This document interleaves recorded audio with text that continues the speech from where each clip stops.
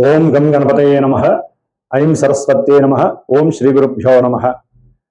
ఓం శరదిందు సమాకారే పరబ్రహ్మస్వరూపిణే వాసరాపీఠ నిలయే సరస్వతి నమోస్తుతే.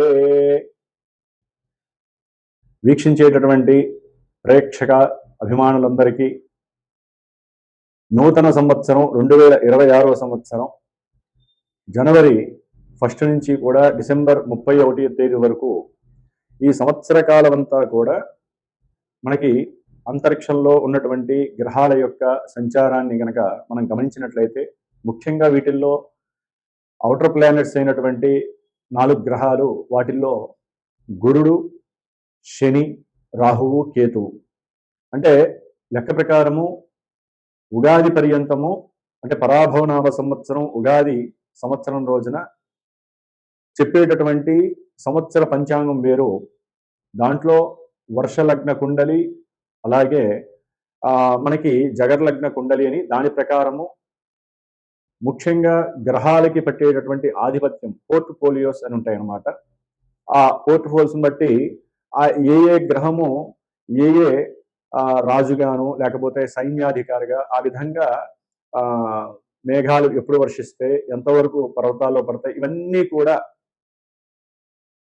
ప్రపంచం మీద రాజుల మీద ఏ విధంగా ఉంటుంది అనేటటువంటి విషయాలన్నీ కూడా మనకి 2026 సంవత్సరము పరాభవనామ సంవత్సరము మార్చిలో ఏప్రిల్లో వచ్చేటటువంటి నూతన సంవత్సర పంచాంగ విశేషాలు వేరుంటాయి.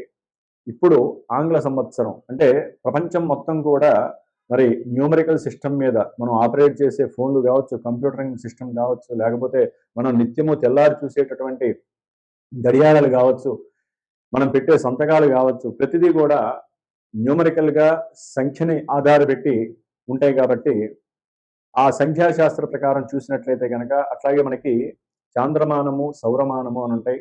దాంట్లో ముఖ్యంగా సౌరమాన రీత్యా ఈ యొక్క డేట్స్ని ఎక్కువగా మనం ప్రిపేర్ చేసుకుంటూ ఉంటాము. ఎందుకంటే సూర్యుడు కరెక్ట్గా 1 డిగ్రీ ప్రతిరోజు కూడా ఆయన సంచరిస్తూ ఉంటాడు. కాబట్టి అంటే ఒక్కొక్క రాశిలో 30 రోజులు కూడా 1 డిగ్రీ ప్రమాణంతో ఆయన మారుతూ ఉంటాడు. కాబట్టి మనకి 1/1/2026 సంవత్సరము మొత్తం మీద కూడా 3 సంఖ్య ఆపరేట్ అవుతుంది. కాబట్టి 3 సంఖ్యకి అధిపతి గురుడు. అట్లాగే 2026లో మొత్తం కూడా సంఖ్య 1ని ఆపరేట్ చేస్తుంది. దానికి రవి ఆపరేటింగ్ చేస్తూ ఉంటాడు. కాబట్టి రవికి గురుడికి వీరిద్దరికీ ఉన్నటువంటి మిత్రత్వంతో రాజుల మధ్య సరైనటువంటి జ్ఞానము, విజ్ఞానముతో కూడినటువంటి లోక శ్రేయస్సు, ప్రపంచ శ్రేయస్సు కోరి ఒకరికొకరు అనుసంధానంతో వారికి ఉన్నటువంటి మానసిక ఆర్థిక బలాలను ఉపయోగించి చక్కగా ఒకరికొకరు సమన్వయపరుచుకొని లోక శ్రేయస్సు గురించి ఒకటయ్యేటటువంటి ప్రమాణాలు ఎక్కువగా ఉన్నాయి.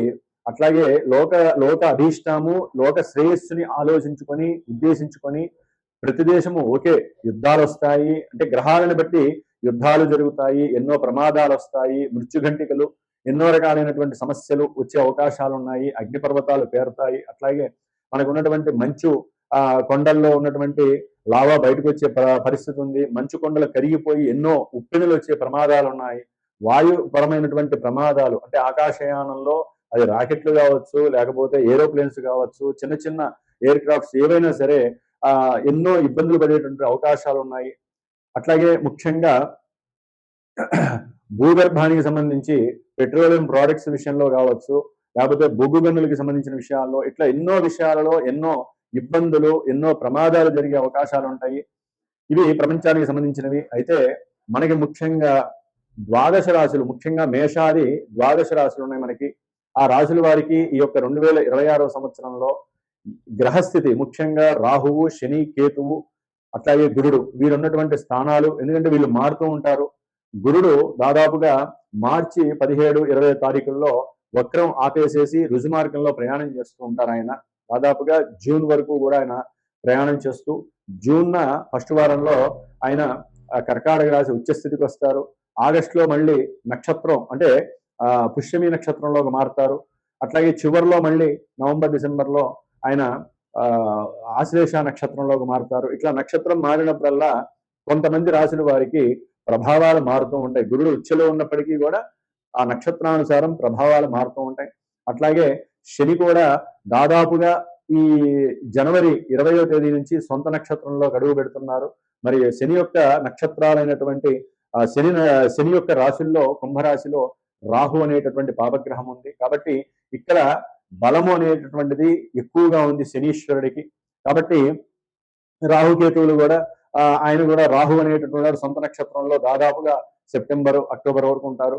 మరి ఆ తర్వాత ధనిష్టలోకి వచ్చినప్పుడు కొన్ని ఇబ్బందులు.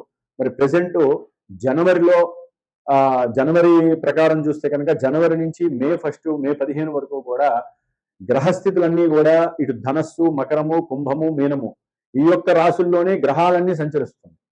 అంటే దాదాపుగా పుణ్యఫలాలు ఇచ్చే ధనస్సు రాశిలో చతుర్గ్రహ కూటమి ఏర్పడుతోంది. అట్లాగే మకర రాశి కర్మస్థానాధిపతి అయినటువంటి శని ఇంట్లో దాదాపుగా 4 గ్రహాలు, మళ్ళీ కుంభరాశిలో రాహువు ఉన్నటువంటి ఇంట్లో కుంభరాశిలో మరి 5 గ్రహాలు పంచగ్రహ కూటమి ఏర్పడుతోంది. దాదాపుగా జనవరి, ఫిబ్రవరి, మార్చి, ఏప్రిల్, మేలో దాదాపుగా మే ఎండింగ్, జూన్ వరకు కూడా శని కుజులు కలుస్తున్నారు. శని కుజుడిని చూస్తుంటేనే ఇప్పుడు ఇంత ఘోరాలు జరుగుతుంటే శని కుజులు కలిసి మనకి మీనరాశిలో ఉన్నప్పుడు కొన్ని రాశుల వారికి ఎన్నో ఇబ్బందులు ఎదురే అవకాశాలు ఉంటాయి. అట్లాగే ప్రపంచానికి కూడా ఎన్నో రకాలైనటువంటి గండాలు ఏర్పడే అవకాశాలు ఉన్నాయి. ముఖ్యంగా జల సంబంధితమైనటువంటి, అగ్ని సంబంధితమైనటువంటి, వాయు సంబంధితమైనటువంటి పంచభూతాలు కన్నెర్ర చేసేటటువంటి పరిస్థితులు మరి మనకి ఏప్రిల్, మే, జూన్ నెలల్లో కనిపించే అవకాశాలు ఉన్నాయి. ఏదేమైనప్పటికీ జూన్ వరకు అందరం కూడా ప్రపంచ శ్రేయస్సు కోసము, మన యొక్క భూ వాతావరణాన్ని కాపాడుకోవడం కోసము, అట్లాగే పొలాలు, జంతువులు, మనుషుల యొక్క ఆరోగ్యము కాపాడుకోవడం కోసము ఎవరికి వారే యజ్ఞ యాగాదులు కానివ్వండి, లేకపోతే మానసికమైనటువంటి జపతపాదులు కానివ్వండి చేసుకోవడం చాలా ఉత్తమము. అట్లాగే మరి ఇప్పుడు మనకి మేషరాశి పర్యంతము ఏ గ్రహాల వలన ఏ ఉత్పాతాలు కలుగుతాయి, ఇబ్బందులు కలుగుతాయి, మరి విద్య, ఉద్యోగము, ఆరోగ్యము, శ్రేయస్సు, అట్లాగే వివాహము, సత్సంతానము, అట్లాగే మనకు ఉన్నటువంటి సమస్యలు, మనకు ఉన్నటువంటి అప్పుల సమస్యలు తొలగిపోతాయి. ఇవన్నీ కూడా తెలుసుకునేటటువంటి ప్రయత్నములో మరి మేషరాశి నుంచి మన యొక్క ఈ కార్యక్రమాన్ని 2026వ సంవత్సరం జనవరి నుంచి డిసెంబర్ వరకు ఏ విధంగా ఉండేటటువంటి అవకాశాలు ఉన్నాయో మనం తెలుసుకున్నాం. ఓం శ్రీమాత్రే నమో నమః. తులారాశి వారికి ఈ 2026వ సంవత్సరంలో గ్రహస్థితిని కనుక మనం పరిశీలించినట్లయితే జూన్ 1st వీక్ వరకు కూడా గురువు యొక్క అనుగ్రహము 9వ రాశిలో మిథున రాశిలో ఉండి ఆయన యొక్క పంచమ దృష్టి తులారాశి మీద, అట్లాగే తన యొక్క స్వక్షేత్రమైనటువంటి ధనుస్సు రాశి మీద, పంచమ స్థానమైనటువంటి కుంభరాశి మీద పడుతున్నాయి.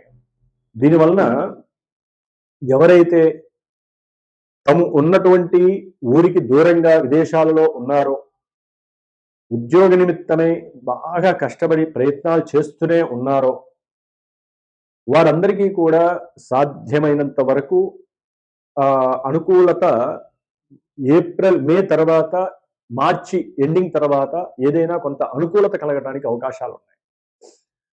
ఒకవేళ వారు కనుక అది మిస్ అయితే జూన్, జూలై తర్వాత మరి అవకాశం కోల్పోకుండా, ఉద్యోగాల కోసం నిరీక్షించకుండా, వారికి ఉన్నటువంటి చాలా శౌర్యము ఎక్కువ, పట్టుదల ఎక్కువ, దైవబలం ఎక్కువ ఉన్నటువంటి, అట్లాగే ప్రతి విషయాన్ని కూడా వీళ్ళు చాలా సమతుల్యతగా చూస్తూ ఉండేటటువంటి వ్యక్తిత్వం ఉన్నటువంటి వాళ్ళు కాబట్టి ఈ యొక్క తులారాశి వారు గురుబలం చేత వీరికి గురువు జూన్ తర్వాత 10వ రాశి అయినటువంటి కర్కాటక రాశిలో ఉచ్చస్థితిని పొందుతున్నాడు. కాబట్టి ఒకవేళ వారు అదుపు తప్పి అక్కడి నుంచి ఇండియా అనేటటువంటి సొంత భూమి, ఒకవేళ ఇంకెక్కడైనా ఉన్నా సరే వాళ్ళందరూ కూడా సొంత భూమికి వచ్చి ఉన్నతమైనటువంటి ఉద్యోగ స్థితిలో వెలిగిపోయే అవకాశం కూడా ఉంటుంది.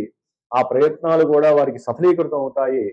ఇప్పుడు ప్రెసెంట్ 6వ స్థానంలో ఉన్నటువంటి శని భగవానుడు ఉద్యోగానికి దూర ప్రాంతాల్లో ఉన్న వాళ్ళకి కావచ్చు, ఇక్కడే కావచ్చు, తులారాశి వారికి చాలా అద్భుతమైనటువంటి రిజల్ట్స్ ఇవ్వడానికి అవకాశం ఉంది. వాళ్ళు చదివిన చదువులో ఉన్నటువంటి పట్టు, వారికి ఉన్నటువంటి టాలెంట్, అట్లాగే వారికి ఉన్నటువంటి నాలెడ్జ్ వేడు, ఏ విషయాన్నైనా సరే ఒక ప్రణాళికగా తీర్చిదిద్దుకునే వ్యక్తిత్వం ఉన్నటువంటి వాళ్ళు ఈ తులారాశి వారు. హోప్లెస్ గా ఉండరు, హోప్ఫుల్ గా ఉంటారు వీళ్ళంతా. మరి శని భగవానుడు అనుకూలంగా ఉన్నాడు, సొంత నక్షత్రంలోకి వస్తున్నాడు. కాబట్టి ఎట్టి పరిస్థితుల్లో తులారాశి వారికి ఎక్కడున్నాయో ఉండనివ్వండి, ఉద్యోగ అవకాశాలు ఆకస్మికంగా వచ్చి ధనము ఇంప్రూవ్మెంట్ అయ్యేటటువంటి అవకాశాలు కనిపిస్తున్నాయి. అట్లాగే చేసే ప్రయత్నాలు ఆలస్యమైన, లేకపోతే కొన్నిసార్లు మోసపోయిన, అవన్నీ కూడా సఫలీకృతమయ్యేటటువంటి రోజులు ఈ జనవరి 20 తర్వాత వస్తున్నాయని కూడా అనుకోవచ్చు. కాబట్టి అనుకూలమైనటువంటి ఉద్యోగ పరిస్థితి, ఏదైనా సరే శత్రు రోగ రుణ విమోచనం కలిగేటటువంటి పరిస్థితి కలుగుతోంది వీరికి. విద్యార్థులకి కూడా మనసులో గట్టి నిర్ణయం తీసుకుంటే వీరికి ఉన్నటువంటి ఏకాగ్రత, పట్టుదల, శ్రమించేటటువంటి తత్వము వీరిని ఒక మంచి స్టేజ్కి తీసుకెళ్లే అవకాశం ఉంటుంది చదువులో. అట్లాగే ఉన్నతమైనటువంటి చదువులకి కూడా సోపాన మార్గం దొరుకుతోంది అని చెప్పుకోవచ్చు వీరికి. కొంతమంది ఫిబ్రవరిలో కూడా లేదా జనవరిలో కానీ వీరు విదేశాలకు వెళ్ళి చదువుకునే వాళ్ళు కూడా, కొంతమంది వృత్తిరీత్యా విదేశాలకు వెళ్ళేవాళ్ళు కానివచ్చు. అట్లా వీళ్ళందరికీ కూడా లాభప్రదమైనటువంటి, లాభదాయకమైనటువంటి పరిస్థితులు గోచరిస్తున్నాయి.